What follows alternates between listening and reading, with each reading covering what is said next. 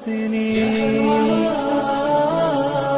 كانت لنا الدار منها. والدین کے حق مرنے کے بعد بھی ختم نہیں ہوتے.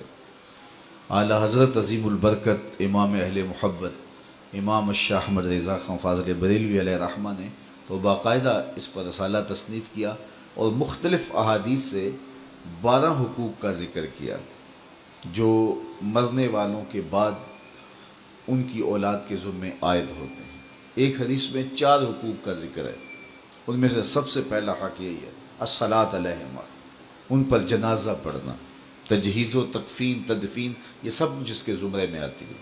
تو یہ پہلا حق ہے، اور اگر اولاد خود جنازہ پڑھائے تو ان کی سعادت ہے، اور کسی نیک صالح شخص سے جنازہ پڑھوایا جائے، اس کا اہتمام کیا جائے، اور اولاد خود بھی جنازہ پڑھنے کی اہلیت اور صلاحیت رکھتی ہو تو یہ کتنی بڑی بات ہے. دوسرا حق استغفار لہما، ان کے لیے بخشش کی دعا کرنا.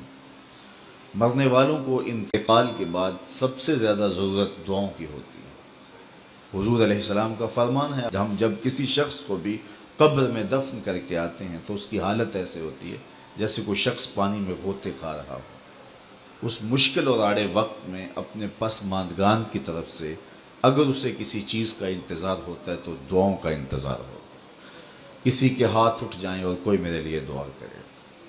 ابھی سے سوچ لو انجام اپنی طوطا چشمی کا، قبر میں تم کو بھی ضرورت ہوگی دعاؤں کی.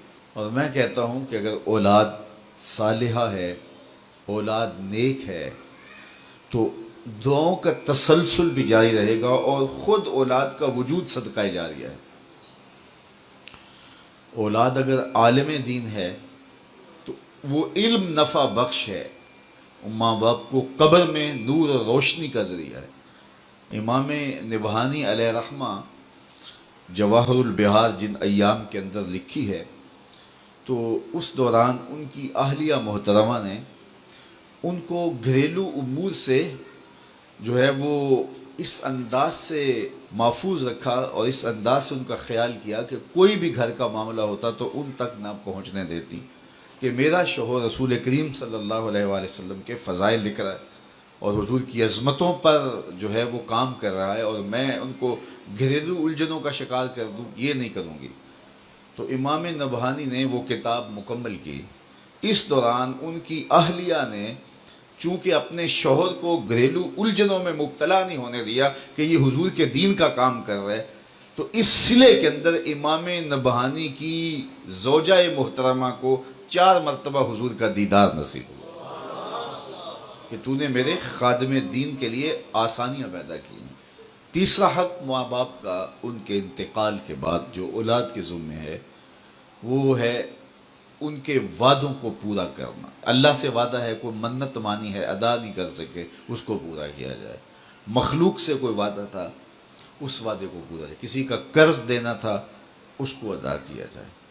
وعدوں کی جو بھی صورتیں ہیں، بلکہ علماء نے لکھا وعدوں کے زمرے میں ان کے معمولات خیر بھی آتے ہیں. یعنی رشتہ داروں میں سے جن غرباء کو، عزیزوں، ہمسایوں، محلے داروں میں سے جن کے ساتھ وہ تعاون کرتے تھے، خاندان کے جن کمزور افراد کے ساتھ وہ تعاون کرتے تھے، تو یہ ان کے حقوق میں سے ہے کہ اولاد بعد میں اس تسلسل کو جاری رکھنے کی کوشش کرے.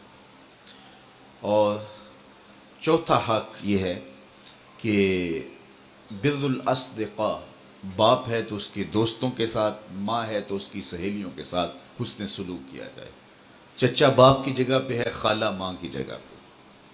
تو ان کے انتقال کے بعد وہ رشتہ دار جب گھر آئیں تو ان کو اسی طرح پیار، اسی طرح محبت، اس طرح عزت اور آبرو ملے.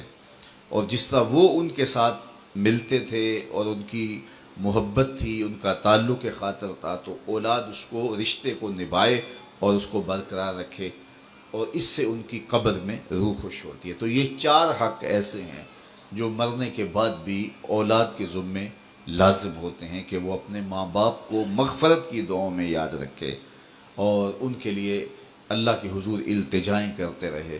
جو شخص ہر جمعۃ المبارک کو اپنے والدین کی قبر پہ سورہ یاسین کی تلاوت کرتا ہے تو اس کی بھی مغفرت ہو جاتی ہے اور ماں باپ کی بھی مغفرت ہو جاتی ہے.